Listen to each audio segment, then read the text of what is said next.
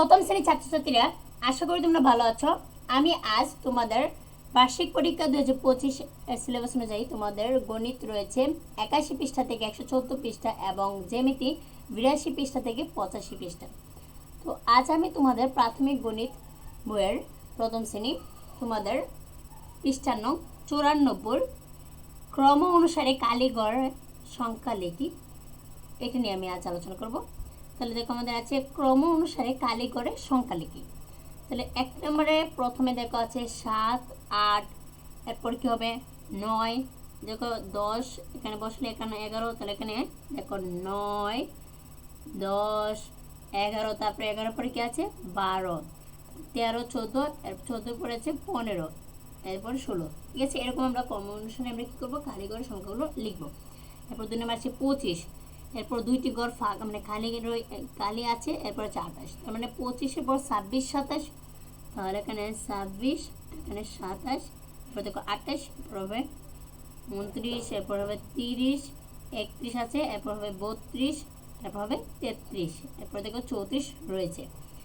এরপর আছে দেখো 3 নাম্বারটার মধ্যে আছে 48, এরপর দুইটি খালি ঘর রয়েছে, এরপর আছে 51, তাহলে মানে 48, 49, 50 দিলি এই যে এরপর আছে 51, তো দেখো এখানে হবে 49, 50, 51, তারপর হবে 52, এরপর আছে 53 আছে, এরপর হবে 54, এরপর 55, 56 আছে, এরপর হবে 57।